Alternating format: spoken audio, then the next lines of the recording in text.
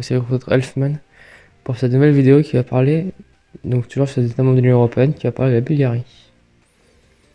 Donc la Bulgarie, République de Bulgarie en forme longue, en bulgare, République Bulgaria, est un pays d'Europe orientale à la culture variée.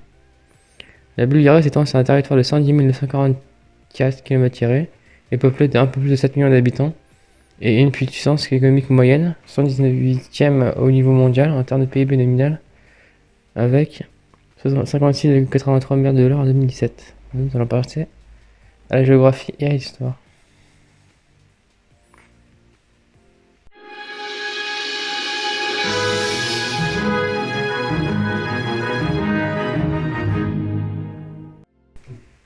Le pays est entouré par la Roumanie au nord, la mer Noire à l'est, la Turquie au sud-est, oui, par la partie européenne de la Turquie, par la Grèce au sud et enfin par la Macédoine du Nord, parce qu'ils ont changé de nom, et la Serbie à l'ouest.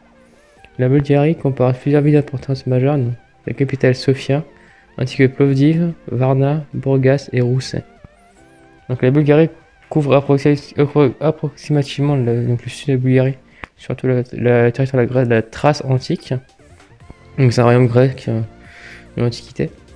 Les premiers vestiges de civilisation sur son territoire apparaissent à la fin du Chalcolithique, donc c'est vers 4600 avant Jésus-Christ. Les Slaves qui vont peupler le territoire s'installent au 6e siècle et adoptent le christianisme et le rite grec. Donc c'est ce qui va donner l'orthodoxie en fait. Le proto-bulgare fonde en 680-681 la Bulgarie du Danube, un des états successeurs de la Grande Bulgarie. Tangriste, il adopte aussi le christianisme en 866 et le premier empire ainsi fondé sur son nom proto-bulgare, slavo-slave et grec. Sur ces bases, il réalise au Moyen-Âge la première et la plus ancienne civilisation slave, dont l'écriture cyrillique est un des héritages. Oui, parce que le cyrillique provient de Grèce et est passé par la Bulgarie et la Roumanie avant d'aller en Russie. On parlait, selon la légende, par les moines Cyril et Méthode, donc qui ont évangélisé cette partie de l'Europe et qui ont emporté avec eux l'écriture qui porte leur nom. Donc de 1018 à 1185, le pays devient partie de l'Empire byzantin, mais renaît ensuite de ses cendres, peu brillant et peu attendu encore, parce qu'il englobe au XIIe siècle l'actuelle Bulgarie, Macédoine du Nord, Macédoine occidentale, donc Saint-Grâce, Serbie orientale, Valachie et Moldavie. Territoire Calderon, c'est le XVIIIe siècle, la liturgie de la langue slave pour la langue de sorcellerie. La langue slave, c'est pareil, c'est une langue slave, proto-slave entre guillemets. Au vrai traitement sous Second Empire, se morcellent en plusieurs principautés, les Sarats de Vézine et de Tarnovo, les Spotas de Dobroudja, la principauté de Valachie, la principauté slavo-macédonienne, et toutes ces principautés donc trouveront sa domination turque à la fin du siècle, puisque les Turcs ont commencé à se développer vers le 13e et 14e siècle et ont pris une partie de l'Europe, une partie des Balkans notamment, jusqu'à la Hongrie, toute la péninsule arabique et une partie jusqu'en Turquie, du pourtour méditerranéen.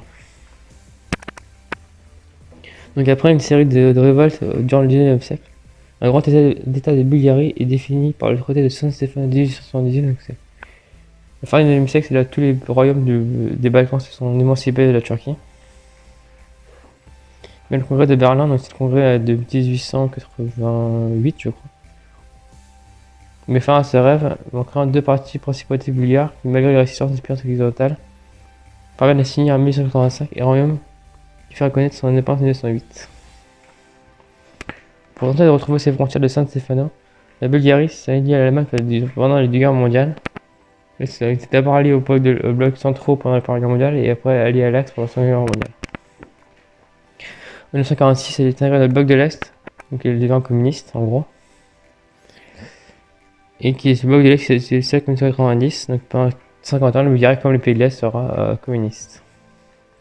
Elle est membre de l'Organisation mondiale du commerce depuis 1996, de l'OTAN depuis 2004, l'Union européenne depuis 2007, et elle est avec la Roumanie.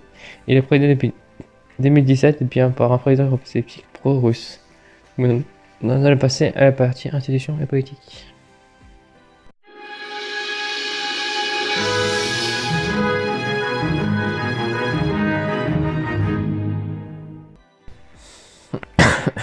Donc la langue officielle du pays, c'est le bulgare. Sa monnaie, c'est pas l'euro, c'est le lev bulgare.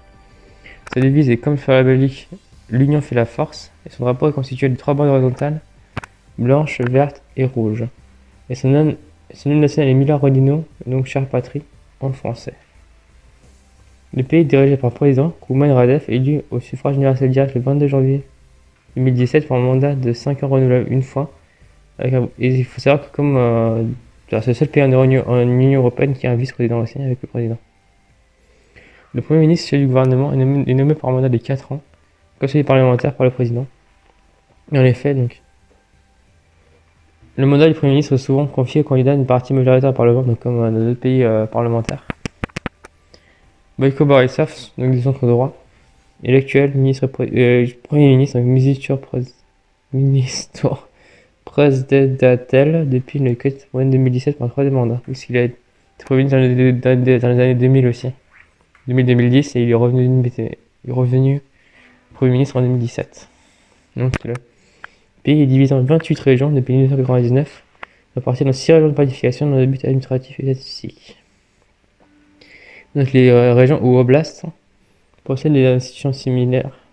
Chacune de ces régions porte le nom de la ville qui en est le chef-lieu. Et où siège un gouverneur régional, donc en bulgare Oblastan Upravitel, dont le rôle est souvent comparable aussi d'un préfet département froid. Donc c'est vraiment un rôle administratif, on va dire, entre guillemets. Plus administratif que politique en fait. Donc les gouverneurs régionaux sont nommés par le Conseil des ministres national. Et donc comme il y a 28 oblasts, je vais pas tous les faire parce que ce serait un peu trop long. On va parler rapidement des 6, donc comme vous savez avec la capitale, le nom, la population des 6, les oblasts les plus grands. Enfin les plus peuplés. Donc le plus peuplé, donc c'est Sofiaville.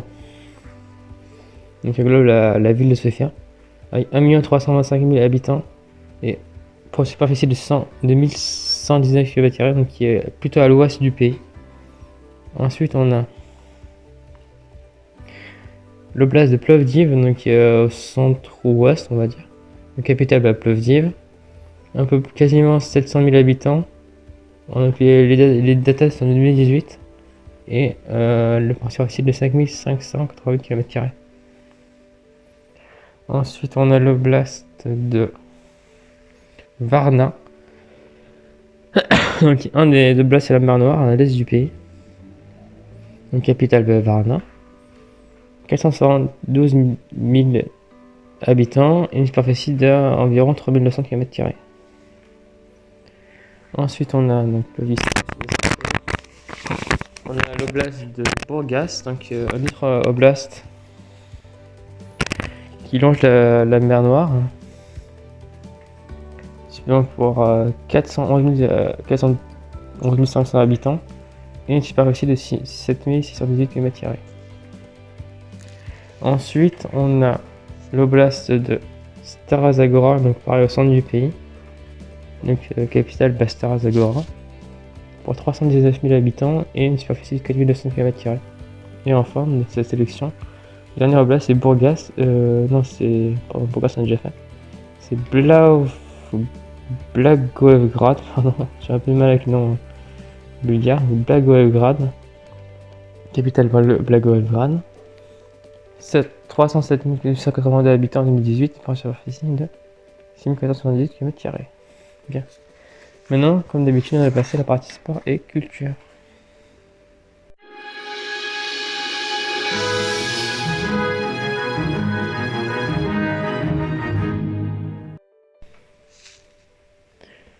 Pendant le Moyen-Âge, la Bulgarie a exercé une influence significative sur l'Europe de l'Est, comme on l'a vu donc avec les évangélisations orthodoxes, notamment la culture à la fois orthodoxe qui sont partis de Grèce par la Bulgarie, puis vers la Russie. Et particulièrement le peuple slave. Le peuple slave de l'Est, parce que les peuples slaves de l'Ouest sont plutôt catholiques. Donc la Bulgarie possédait certaines des meilleures institutions en Europe, notamment les écoles littéraires de Cyril et de presse slave, où l'alphabet cyrillique a été développé, et l'école artistique de Novo. Après la conquête ottomane de la Bulgarie fin du XIVe siècle, ces instituts cessèrent d'exister. Donc au profit de la culture, de la culture religieuse ottomane surtout. Donc la Renaissance bulgare était une période de sciences culturelles, notamment avec l'écriture d'Historia Slaviano-Bolgarskaya par Parisius et Iliana en 1762, sous l'influence des Lumières occidentales. Donc la renaissance bulgare est principalement associée avec la progression du conscience nationale et l'émergence d'un nationalisme romantique, comme tous les pays de l'Est, entre guillemets. Donc tous les pays de l'Est, donc la Pologne, la Roumanie, la Bulgarie, tous ces pays-là qui sont... où vraiment il y a une culture qui s'est développée au XVIIIe et XIXe siècle avec plusieurs révolutions, tentatives de révolution, donc plus ou moins réussies sur les pays au XIXe siècle. Donc cette renaissance bulgare est principalement, comme j'ai dit, associée à la progression d'une conscience nationale, donc qui donne lieu au rétablissement de l'indépendance patriarcale de Bulgarie en 1870 et à l'instauration de 1876 et à la restauration de l'État bulgare en 1878. Donc dans les années 1880 à 1995, donc se distingue par une littérature très prospère. La modernisation du pays et le besoin de compenser ces siècles en liberté, c'est la théocratie musulmane incite. Donc, comme les autres pays de l'Europe de l'Est qui se sont libérés au 19e et 19e siècle, on va dire qu'on a eu un boom littéraire à des courants comme le symbolisme, donc comme le citer comme auteur Peyo Yevrorov, Pencho Stavieikov et Atanas Alchev, l'expressionnisme, Guillaume Milef et le réalisme, Yordan Lyovkov et Yordan Rajiskov. Et après, en 1945, donc comme dans les pays de l'Est, le réalisme socialiste soviétique et la science-fiction sont devenus des courants du genre dominant de la littérature. Et il faut citer Elias Canetti, écrivain britannique juif d'origine bulgare qui recevra le prix Nobel de littérature en 1981. Maintenant passons à la partie sport. Donc les sports les plus populaires en Bulgarie sont l'haltérophilie, le volleyball, le football, l'athlétisme, la boxe et la gymnastique. Donc le football est le sport le plus populaire en Bulgarie avec 50 000 licenciés. Il fut introduit en 1993 et 1994 par des professeurs de gymnastique invités, donc je pense venant d'Europe de l'Ouest, j'imagine. Dans le pays qui organisé le premier match national au collège de Varna en 1994. Beaucoup de fans bulgares suivent de près la première ligue bulgare, le groupe A de football professionnel ainsi que les ligues des pays européens. Et donc pour citer quelques clubs, donc le Slavia Sofia, le Lokomotiv Sofia et le Litex Lovech ont souvent joué le Ligue Europa. Les clubs populaires sont le Botek Plovdiv, le Chernomor de Varna et le Lokomotiv Plovdiv. Et enfin, donc, ceux qui suivent la Coupe du Monde et ceux qui suivent l'histoire du football se rappelleront que les Bulgares, donc, qui ont éliminé la France en 1993, se classaient à 4e lors de la Coupe du Monde 1994. Et donc, maintenant, dans le passé, la petite partie des chats et des animaux.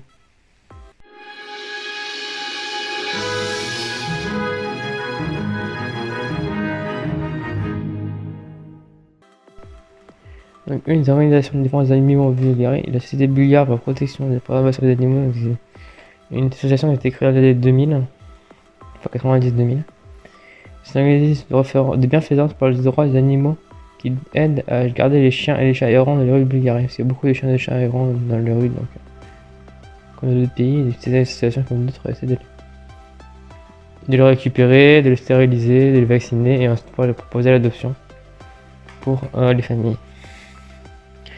Donc les animaux peuvent être adoptés, parrainés ou élevés. Il y a environ 800 000 chats et 740 000 chiens en Bulgarie en 2018. Et j'ai un peu de mal à trouver des données sur les chats, donc j'espère que c'est les bonnes. Les races de chats les plus populaires sont le persan, le sibérien, le ragdoll et l'exotique sur terre. Maintenant j'espère que cette vidéo vous aura plu, et à bientôt pour la prochaine vidéo. Bye bye, ciao.